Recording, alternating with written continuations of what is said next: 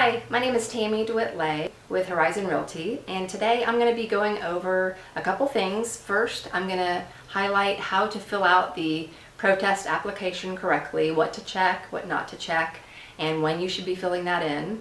And then the rest of the video is going to give you a lot of tips on how to be successful at your protest. So a little bit of information about me. I've actually completed a protest on my appraised value 4 times, and every single time that I protested, I did end up successfully lowering my value. So I have a lot of experience in the process and how it works. Last year, I actually hosted a seminar in my neighborhood in Wells Branch, and I think we had about 70 plus people attend, and we gave a lot of tips there. And I've also taken quite a few real estate education classes on this topic. So I do consider myself to have a lot of expertise in this area, and I'm happy to share it with you. One encouraging thing for everyone to know, last year I did a survey of people who had protested their taxes, and I found that 75% of the people who protested were successful. So you have a really good chance of getting your values lowered. I do admit that the first time you go, it is a bit overwhelming. You don't know what you're doing, you don't know what to expect, and you're kind of nervous. That's completely normal, but after you do it the first time, you'll get better, you'll understand the process, and I really encourage everyone to protest. All right, so the first thing I'm gonna cover is how to fill out your protest form. It will look like this. At the top, it says Property Tax Notice of Protest 2016, and then it's got some questions at the bottom. It looks like this on the back.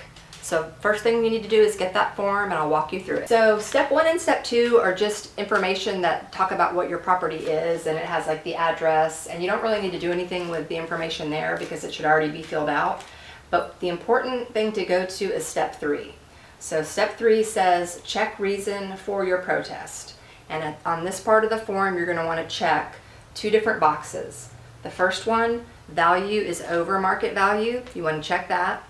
And then value is unequal compared with other properties. You're going to check that. So make sure that those 2 boxes are checked, and don't worry about checking any other boxes. Moving down a little bit further, on step 4, it'll say give facts that may resolve your case, and it's going to ask you, what do you think your property value is? Do not put anything here. Definitely leave that blank. It does say it's optional, because if you put a value in there, even if you think that's a great lowered value, they're going to look at that and be like, okay, we'll go ahead and settle at that value, and then you might not be able to get as low as you could have if you had left that blank. So leave step 4 completely blank. Step 5, it's going to say, do you want the ARB to send me a copy of its hearing procedures? You're going to check yes, and what you're also going to write next to step 5, and this is really important, you're going to write in here, mail me the sales comp grid. Okay, again, mail me the sales comp grid. And what that's going to do is at least 2 weeks prior to your protest, the appraisal district is going to be required to send you all their evidence, what they're using to come up with this value for your property. So you definitely want to see that evidence, and it's really helpful. For example, when I have clients who contact me for help, the first thing that I want to find out is, give me the evidence that they're trying to use, saying that these are the best properties to compare your house to. And I like to try to pick holes in that data. For example, did they include a home that has a pool and your home doesn't have a pool? All right, so we covered step 3, 4, and 5 on how to fill out your form. The last step, step 6, is just going to be to sign and date it. But the really important tip that I'm going to give you, it will tell you when your deadline is. For most appraisal districts, it's May 31st. Very important.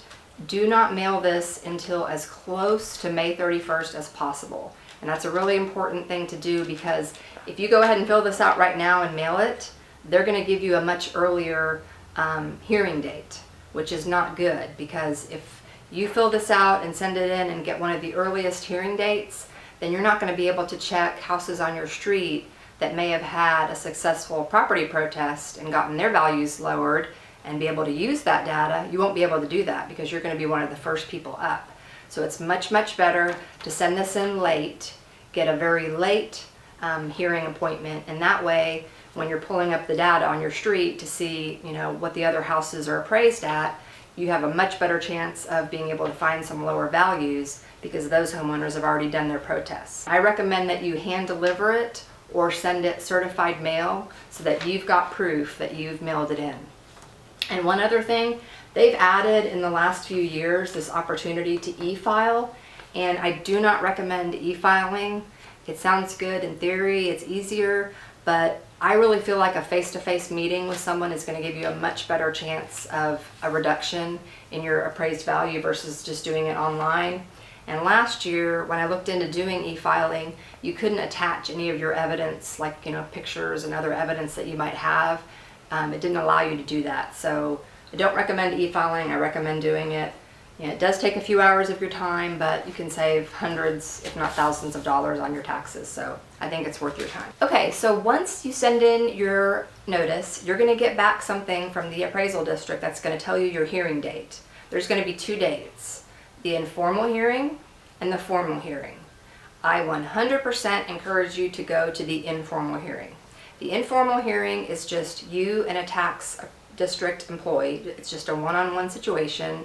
And I feel that it's much easier to be successful in that one-on-one type of meeting. The formal hearing is going to be you plus 2 or 3 people, and it's usually from what I've heard. I've always had success just going to the informal and getting everything resolved there. I have heard from people that went to the informal, didn't like the offer that they got, went to the formal, and they were not successful. It's just a lot harder, 3 versus 1.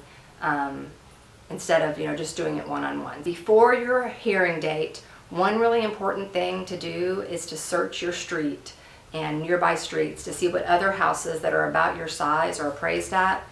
I'm really shocked. I've protested my house 4 years in a row, and my value is much, much lower compared to other homes on my street that are about the same size. I mean, it's a difference of about $40,000 that I am that much lower. So it really does save you a lot of money to do it. And by searching on your street and looking to see how everybody else is appraised, it gives you, more evidence. Because, what you're trying to do is build a case to disprove what they're saying your house is worth. It's kind of like the onus is on them to prove that it's worth this. So you've got to come kind of armed with everything you can to prove that it's not. So after you search your street, print out the details on the homes that, are priced a lot lower than yours, and bring that as evidence. And I don't recommend searching your streets until really close to your hearing date, because like I was telling you before, if you've got an early hearing date, there's not going to be very many houses that have already done a protest. But if you go later, then there should be some that have had their values lowered, and that'll be good evidence for you to bring.